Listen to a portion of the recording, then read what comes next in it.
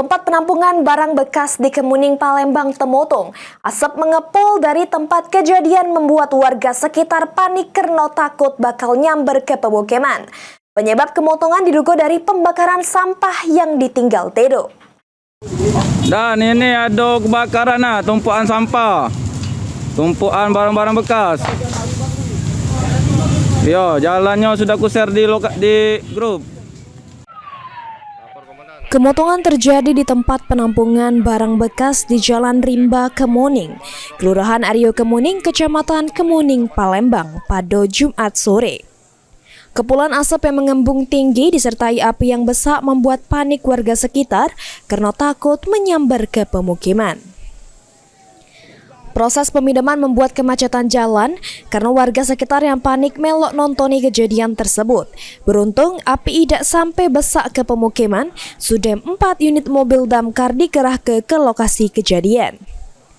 Camat Kemuning Amiruddin Sandi menyebut penyebab kemotongan diduga karena penjaga tempat penampungan barang bekas tersebut membakar sampah, namun sesudahnya malah ketedoan sehingga api langsung besak menyambar barang plastik di lokasi penampungan. Api diduga berasal dari pembakaran barang bekas berupa timah dan lain sebagainya, dan pipa tertidur sehingga menyebabkan api makin besar. Lokasi ini merupakan tempat usaha barang bekas barang rongsokan. Hasil dipadamkan berapa unit? Alhamdulillah berkat kesigapan dari petugas dari pemadam kebakaran Kota Palembang beserta dibantu dari Polsek dan lain-lain, juga dari Koramil juga ada.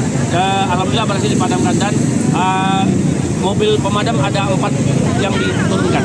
Pak, tadi kan apinya membesar dengan cepat, Pak. Itu tadi membakar apa saja, Pak? Karena di situ kan tempat usaha barang rongsokan, mungkin banyak plastik-plastik atau kabel-kabel yang mungkin memang asapnya tadi cukup besar karena cepat sekali merambat ke lingkungan itu.